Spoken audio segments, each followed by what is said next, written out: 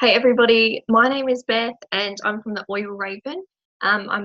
That's my team name within this beautiful Love Tree family. And tonight I wanted to share with you guys a little bit more on emotions and essential oils.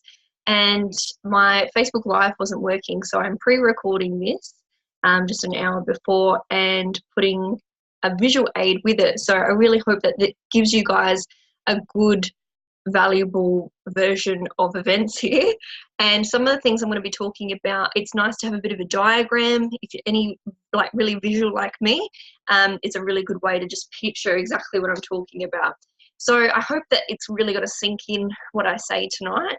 And of course, any questions or anything you guys have later on or during, feel free to comment. And of course, I'll get back to you. And if it's something I don't know, definitely looking to do the research to find out more about this topic. So the reason, just to give you a bit of background, the reason I absolutely love this topic is because for me, I was a really aggro, fly off the handle kind of person. And at the moment I'm in a third trimester pregnant, so hormones are a bit all over the place, and I do still use the oils for support, but not as much as I did before. And I tell you what, guys, I am missing the oils so much. I use them a lot less during the day, and that's a whole nother story. But to get back into using oils full time, I cannot wait. My mood is suffering. So for me, this is a really important topic. And what I can just say simply is that when you have a good mood, you have a good outlook, you have a good perspective, and things during the day just seem to work. And that's just sort of how I like to run my life. So I hope that you guys get something out of this, and I'll share my screen with you now and give you guys a bit of a visual aid rather than looking at my face. Cool. All right, so I hope that's working for everybody. So I'm going to get right into it, guys.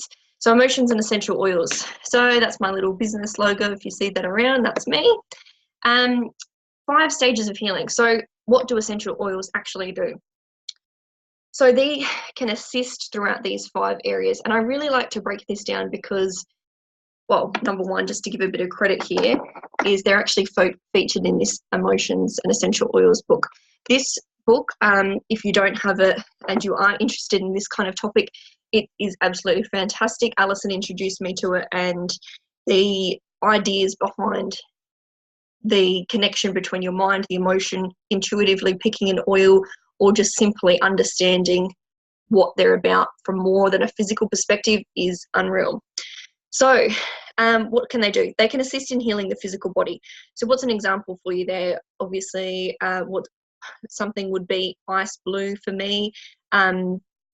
Off the top of my head, the physical, maybe you've got some sore muscles or wanting to do a run or something like that. So we've got that physical transition of the essential oils helping out. Assist in healing the heart. So this is when we get a little bit more emotional. So when we're talking about, maybe it's something like Console, one of the oils that we have for the comfort blend. Perhaps you've lost a loved one, or you're going through a bit of a breakup, or something hard is happening at home. Number 3, assist in releasing limiting beliefs. So when we talk about self-limiting beliefs, often it's something that will crop up during our life at any point. For kids, it might be starting school, a new job as an adult, maybe transitioning into motherhood, or even going out of a relationship. I'm just going to move my little head out the way here. There we go. And number 4, increasing spiritual awareness and connection. So this is when we start to get a little bit more open-minded, and we're thinking about, frankincense, for example, is a really good one at connecting with the higher self, using during activities like yoga and meditation. Inspire the fulfillment of our life's purpose. Now, I feel like as we go from 1 to 5 here, we're really getting deeper and deeper. And these are talking about ways that people use essential oils. So for everybody, it's not the same. A lot of us would stick to healing the physical body and then maybe touch on a few emotions. This is where I want to give you a bit more of an idea. Without getting too spiritual on you, I want to give you a perspective that you might not have thought about, and how to use the oils as almost your shortcut to making life a lot easier. So I believe that all of these elements are connected to our emotional state. Let's go back for a second. So we can see that healing the heart, assisting in self-limiting beliefs, spiritual, and all this are emotionally connected. We understand that. We can see that. Assisting in the physical, healing the physical body, assisting in healing the physical body. People would say, that's not emotional. That's physical. We just said it's physical. But let's have a look here. Something like Louise Hay. So she's been a writer, a self-help sort of coach, and someone for years and years and years that people have looked to for changing their mind into more of a positive mindset. So this is looking at affirmation based in You Can Heal Your Life, and the same with You Can Heal Your Body, two of the books that she's done amongst others. And they talk about trying to fix a physical ailment through an emotional struggle. So you might have something that you don't actually know is a problem, but something you keep coming back to emotionally that is showing up physically in some kind of issue, whether it be like, you know, back pain, or I've got one sore finger or an itchy this or whatever. What is that actually connected to? For me, it was acne, and that was a lack of self-acceptance. There was a lot of guilt and things associated with what I was going through at the time that I was carrying around. So the affirmation for that, and I tried everything. I mean, this is when you come to a point where you try all these kinds of different things to help your skin out or whatever it be. And for me, nothing was working until I started the affirmation that Louise Hay has done up for acne, which is, I love and accept myself. I am a divine something or other. I should remember it. But anyway, that was when my skin actually started to improve, when I started to acknowledge that emotional feeling that was building up and coming out as a physical issue. So when we look at physiology, it begins with psychology. How we think equals what we feel. This prolonged negative series of events or emotions or hormones can lead to these long-term physical issues. And I feel like you end up seeing it a lot with older people that have some kind of random thing occur. And of course, I will acknowledge that everything else comes into play. Everything else, conditions where you've lived, where you've grown up, what you've eaten, what you've done, your physical exercise, your emotional state, everything comes into it. But that key point for me is their emotional state. Let's see how much can actually be solved when we look at these emotions. But of course, we need to release to receive. So if we're going to get anything new, anything good in, we've got to release these trapped emotions. How does that begin? As a 3-step process, we've got to identify what is the emotion that I need to overcome, or what is the problem, what is happening.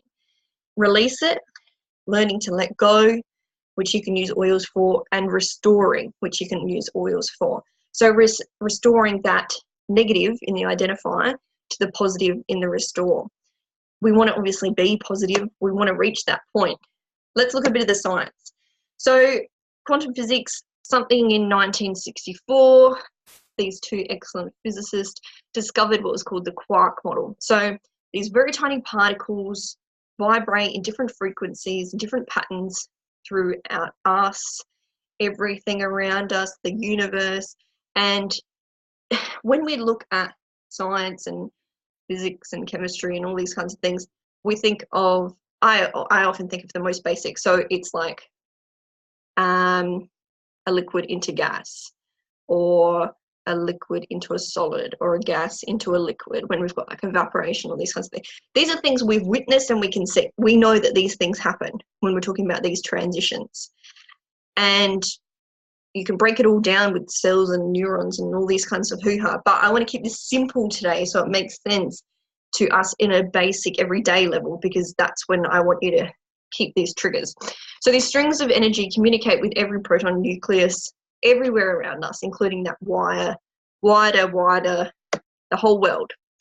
So if you start thinking about that, you think of your thoughts as a physical something or other. You then have the power to shape and mold those thoughts to become what you want them to become. So these strings of energy, these quarks within us, vibrating inside of us, as we're thinking certain things, they're coming out, becoming a line of communication with everything around us and the universe as a whole. So deeper than just emotion-based, not just like, I'm happy, I'm sad. You can tell from the look on my face. Not that simple, but to the point where if you're like, oh, this is a terrible day, and my car keys, and this, excuse me, and it's one thing after another that you end up going, why am I having such a bad day? Poor me, poor me. And usually when you have a series of little things that go wrong, your mindset is to negative, and you end up feeling the hatred for every single event after that. When I have a bad day, I have a really bad day. Everything goes to hell during that day. But most of the time I have really good days. So I gotta, take the good with the bad. But I knew it was because of my process, my thought process, and how things started off during the morning that I kind of created it for myself. So let's look at this. So we've got protons and neurons, these little bubbles in between. All of our nucleuses are being communicated with. So imagine this little diagram here. So we've got these two nucleuses together, and these are quarks, or energy fields, or however you like to think of them, going between, communicating through each other. So these are inside us and inside everything else. Bigger picture here. So the body. Let's go back to us for a second. So our body always wants to be in homeostasis. So this is the state of balance in the body. Our body is always striving to achieve this because it wants to be stable. It wants to be healthy. It's always fighting, while we grow new cells all the time. That's our body trying to be as best as it possibly can. It wants to be balanced. But if you are negatively wired, say you're too used to being in stressful situations, or you've grown up with a thought pattern that leaves you feeling low all the time, you can actually increase your stress hormone, like cortisol, and start shrinking your serotonin. So your body becomes addicted to the stress hormone and starts wanting more and more because it thinks that that is the only way it survives if you've wired yourself like that. This can obviously lead to long-term health issues, and I don't believe anyone wants to be stressed. They don't want to be living in this kind of state of emotion. They don't want to be negative. They would rather be easygoing and positive, right? So messenger molecules are the key here. They are known as ligands. So these guys are like the form of information between everything in our body. An example, or examples we've got here, are like the hormones, the steroids, these new neurotransmitters. So things within our body that can be starting to be communication, or steroids and external communication in our body telling us what to do, what's happening. But the largest group is actually peptides. And peptides would have often a bad association when you're talking about growth hormones and that kind of thing. But in a little diagram, I kind of just want to bring it all together for you. So we'll get to that in a sec. So peptides, as our feelings change, this mixture of peptides travels throughout your body and your brain. And they're literally changing the chemistry of every cell in your body. So I think focusing on that for a second, and I put it up on the group earlier today, they're literally changing the chemistry of every cell in your body. Do we have control over this? This is what we're about to get to. So looking at a couple of my little diagrams here, from Google, obviously. So we've got the ligand up on that top left, the little orange dot there, the ligand, which is the messenger molecule.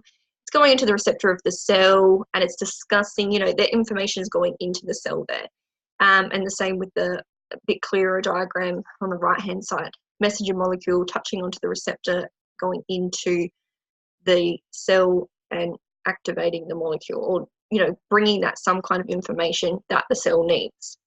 So when we're talking about something like growth hormones, when that ligand as the messenger is coming into the cell, it's pretty much telling the cell to react or change or do something differently.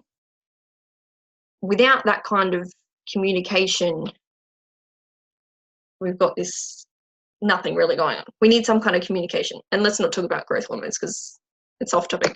But I think that's what people sort of think of when they think about that kind of side. So molecules of emotion run every system in our body. So we're just full of these messenger molecules. They're coming up all the time. And obviously we're reacting to a situation on the outside, and our environment, our everything around us you know, I'm hot, I'm cold, I'm angry, I'm sad. All of these things are coming in from our external, and how our perception of them changes how we decide to communicate within ourselves. So can we actually reprogram ourselves? We can. We can choose to shift and change our thinking and beliefs, and therefore changing our chemistry.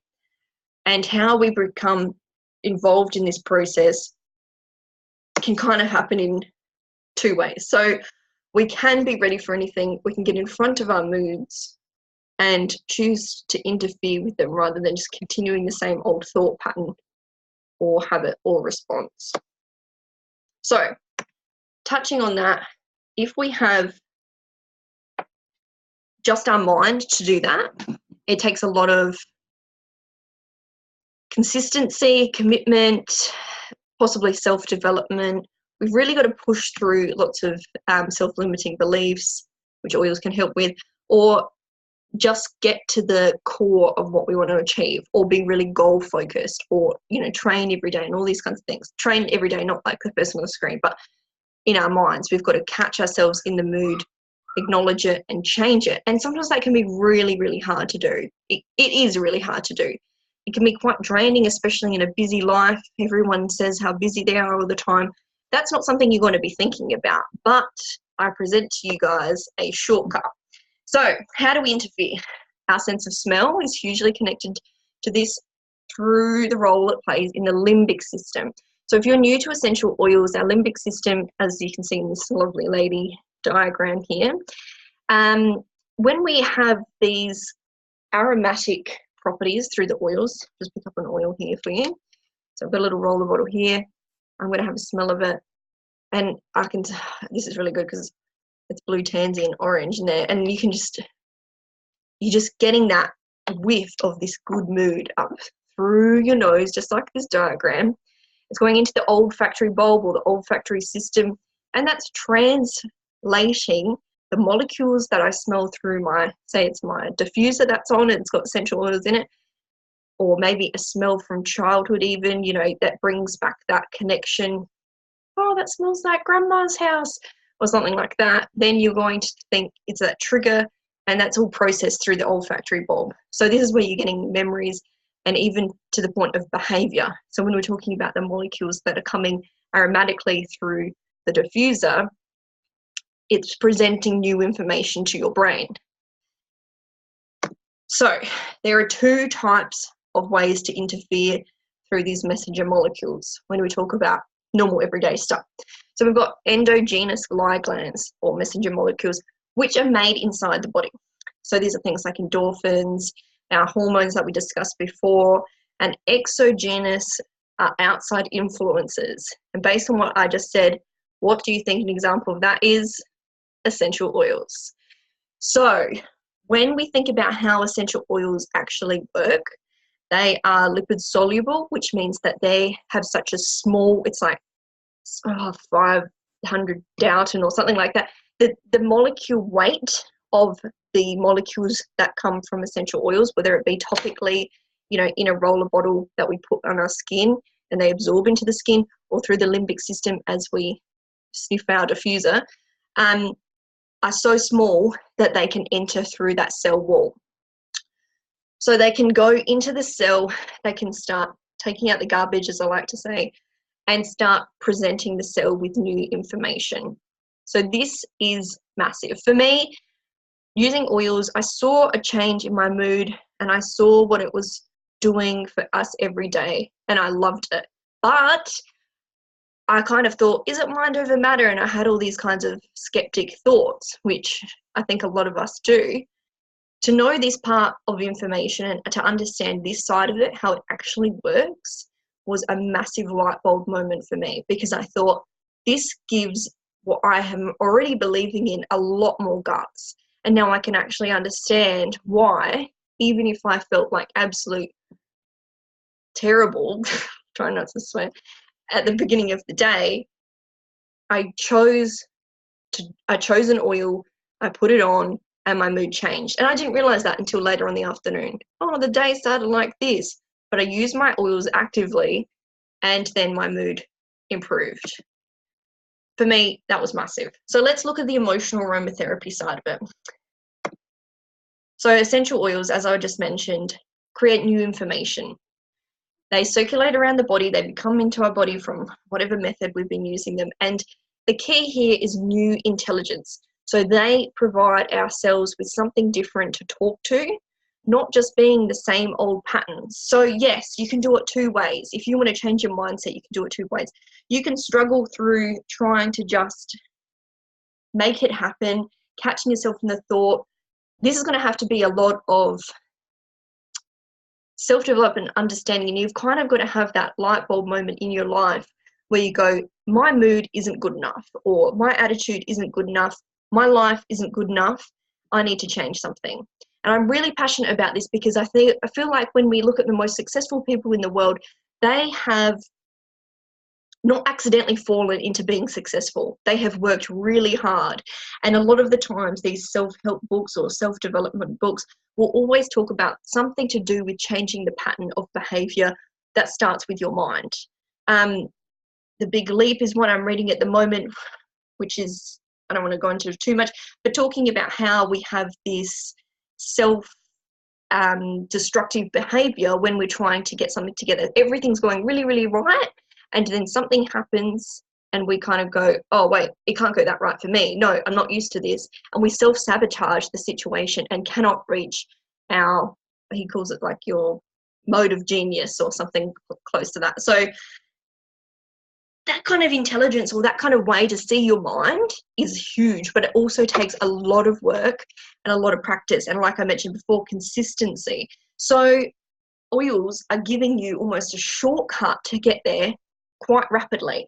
And when you look at people that are within the doTERRA community that have these high ranking levels and big teams, and they are the most calm, collected, grateful people, and they have reached this point of their life where they can just see things for how they are.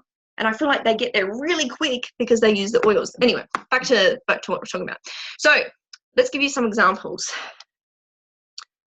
Anxious to grounded. Here's a few examples of what oils you can use to kind of go from the negative, being anxious, to the grounded, being positive. Peace, balance, reassuring blend, grounding blend makes a lot of sense. Lavender, peace, basil, petitgrain, vetiver, lavender, bergamot. I don't want to bring these all out to you guys, but I thought I'd come up with a few examples for you. Insecure to confident, citrus bliss, spearmint, cassia, bergamot. Some really good ones in this one. Fearful to calm, balance, again, that grounding blend, grounding your thoughts. Reassuring, making sure you know everything's all good. Lavender is a real good all-rounder. Peppermint as well, which can be quite invigorating. So it's interesting it's in this category too. Angry to grateful, a few more examples there.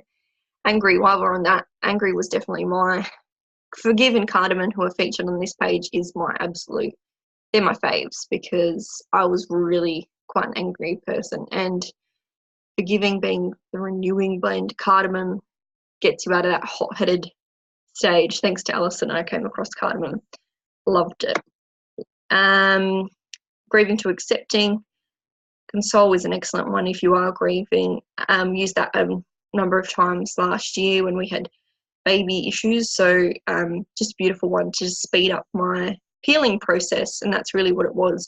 Your cells always want to be healing. Your cells are always going to be trying to be the best they can be, and these oils provide your body with extra, like a fast track version of getting to that point.